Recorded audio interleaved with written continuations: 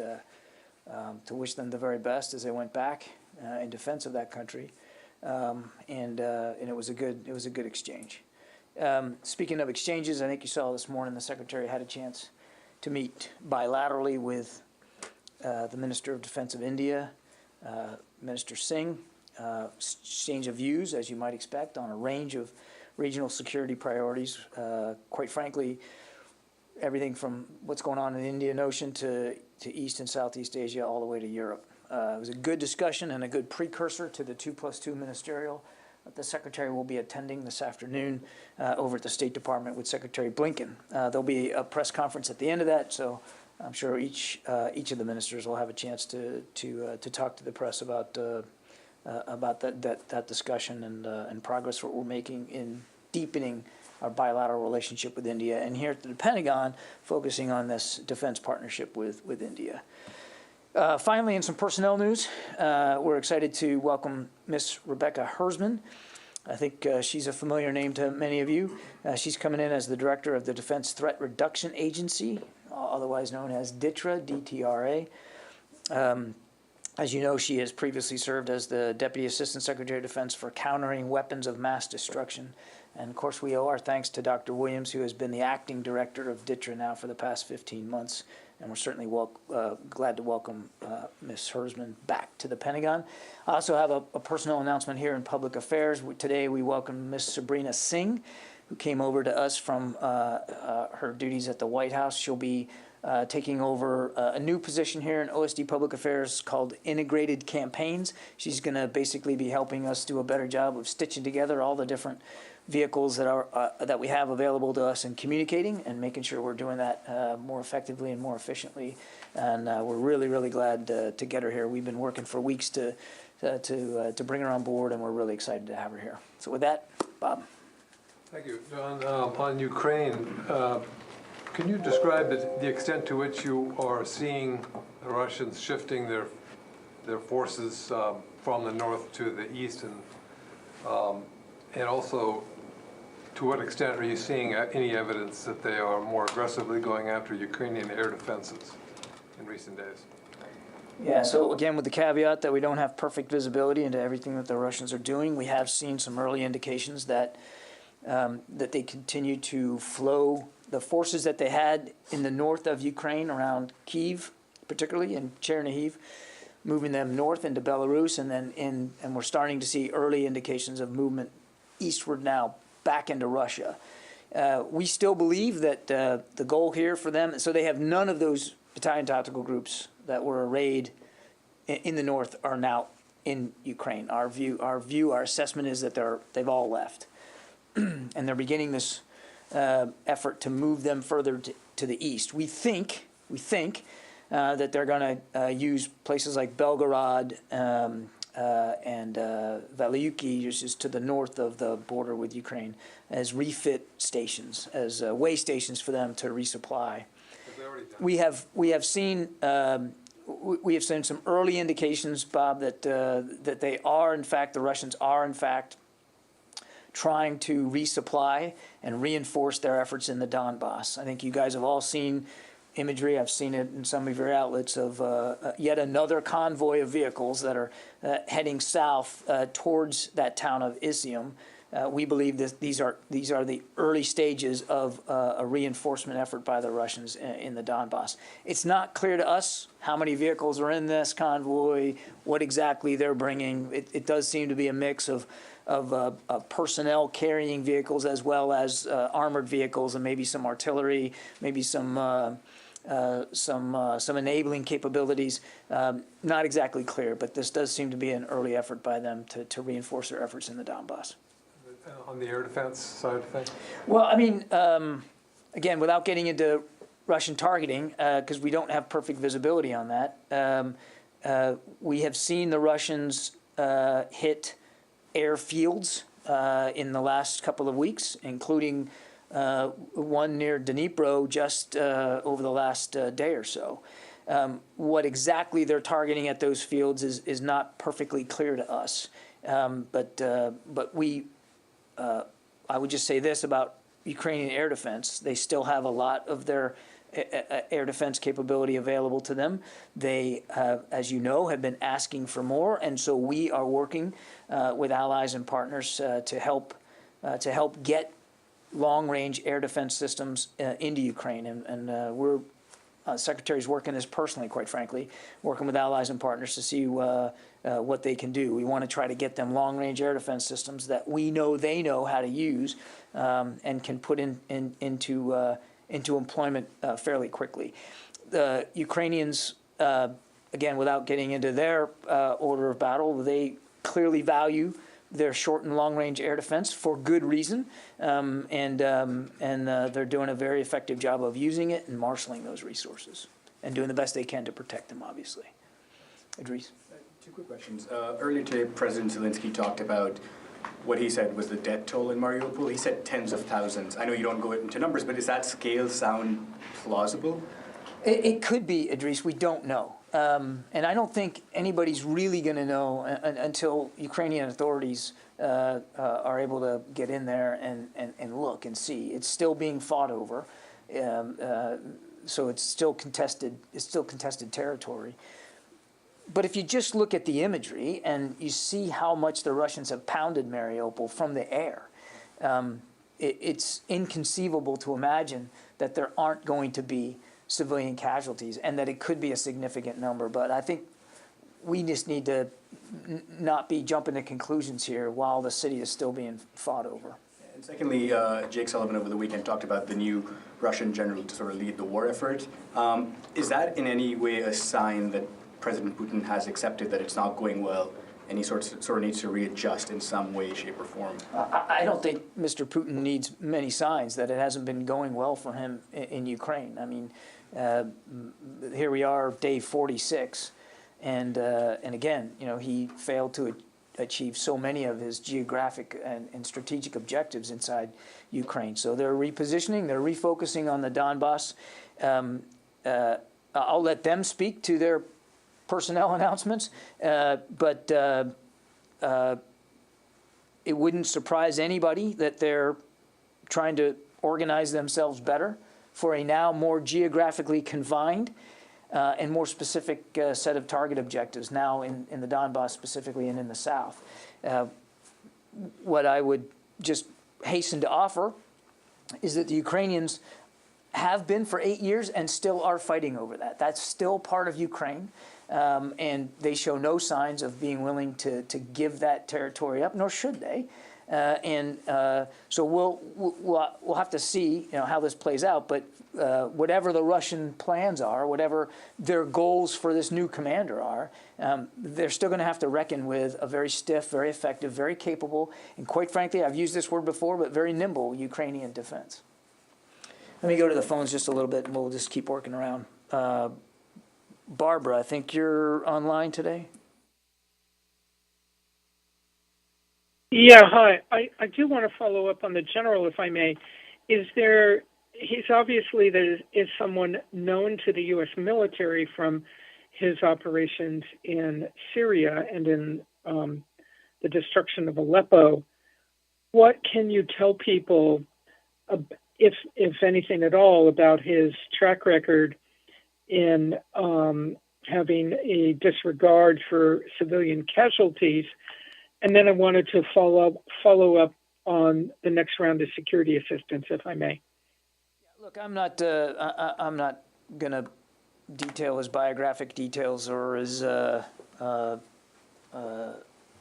pretend to think that we know perfectly how this particular general intends to lead. I would say this: he and other senior Russian leaders have shown in the past, and you mentioned Syria as one example, have shown clearly in the past their disregard for avoiding civilian harm. Their utter disregard in many ways for the laws of war, laws of armed conflict, and the brutality with which they conduct and prosecute their operations. There's a track record here before Ukraine of Russian brutality. And you've seen it on display every single day of the last 46 days, the brutality that the Russians are capable of. We're seeing it today. As you and I are talking here, you can see it today.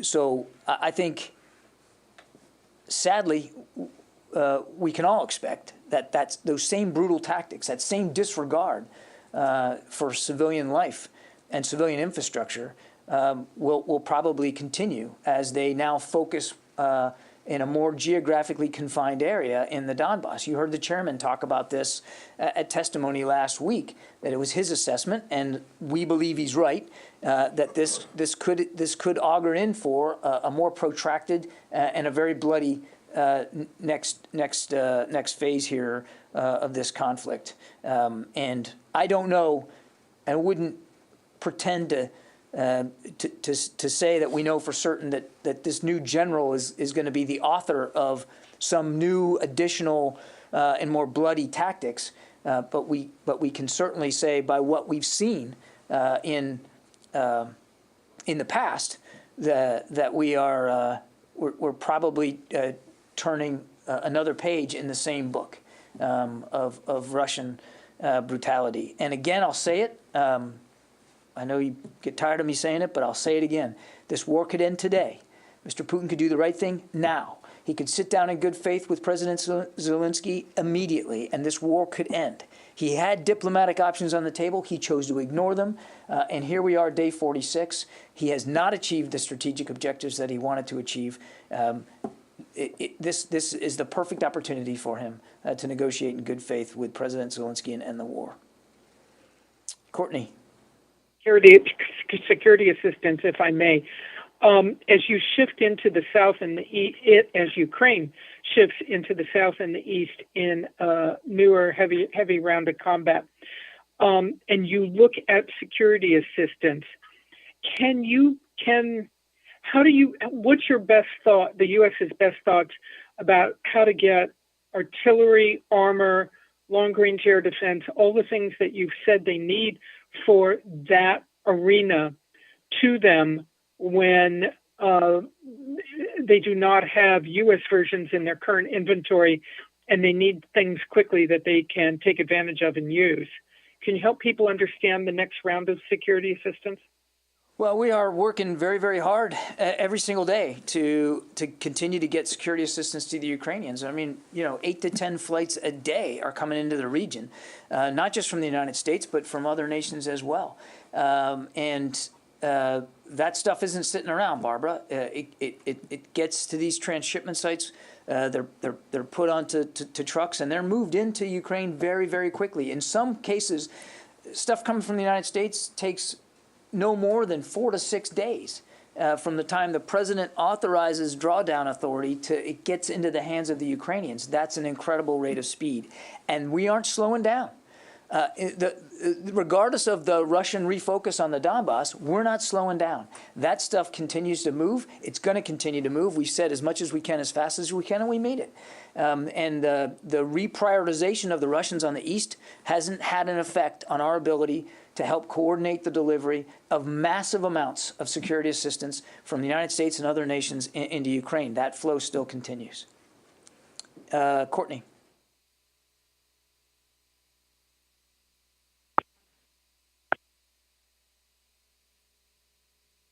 Sorry, my question's been answered. If you hear me, my question's answered. Thanks. Oh, thanks, Court. Go ahead, Sylvie. You said that the fighting is continuing in Mariupol, but the pro-Russian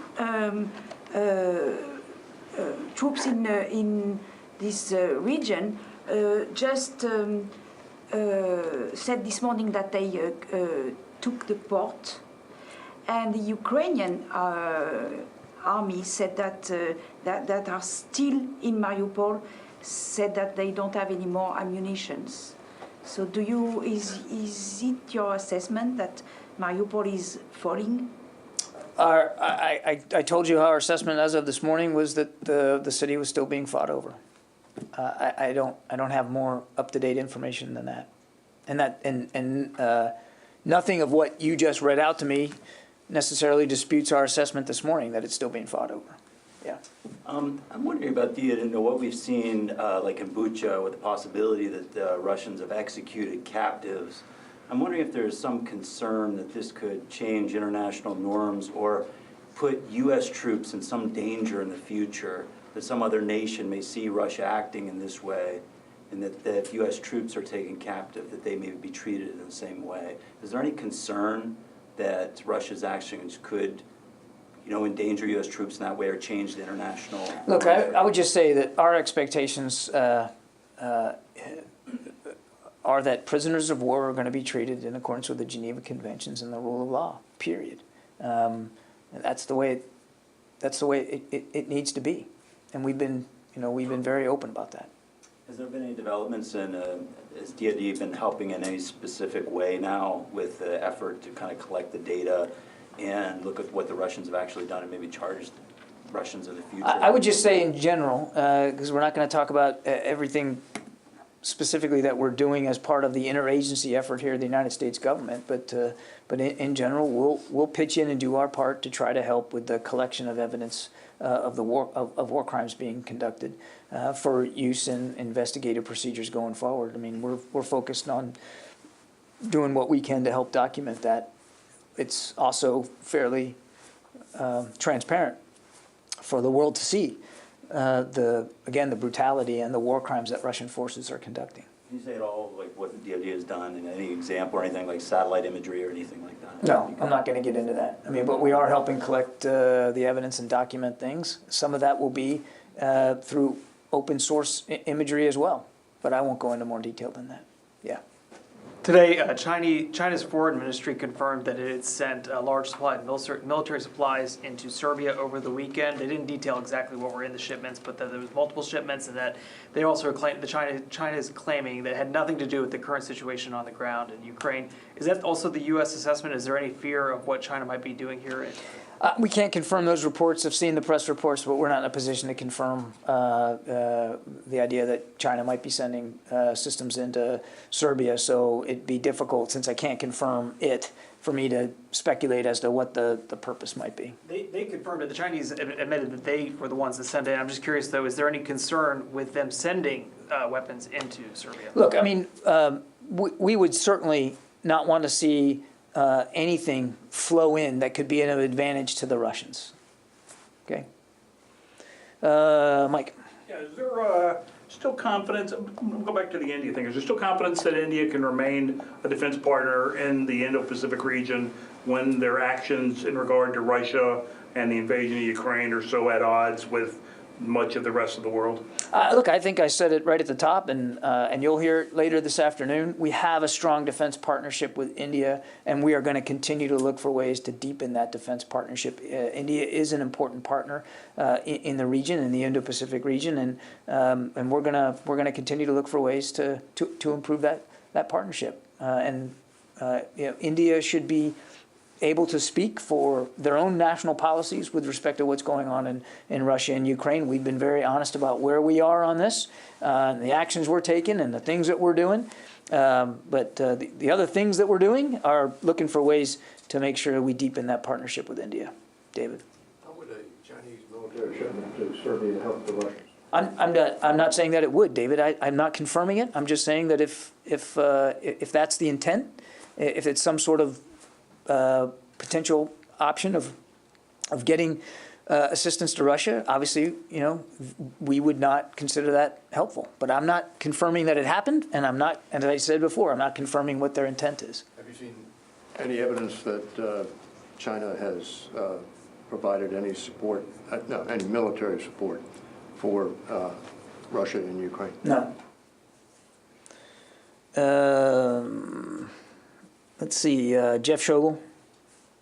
Thank you. The Defense Department says it has shipped hundreds of Switchblade drones to Ukraine. Is it possible to get a rough number, 200, 300? Leave it at hundreds, Jeff. How many hundreds? It says hundreds have been committed. That doesn't necessarily mean hundreds have been shipped. We know that 100 have been shipped, and they are in the region. Heather from USNI.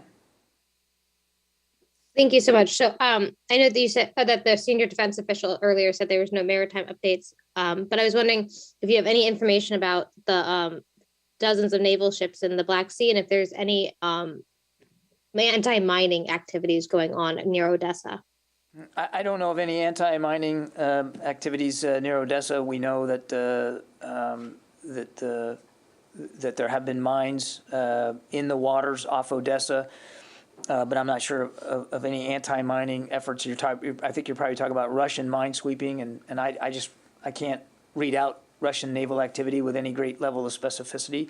They still have roughly a couple of dozen or so ships in the Black Sea and the Sea of Azov. We think a large part of their focus is replenishment and resupply. Again, that follows suit to what we've been talking about coming out of the north, this yet another convoy.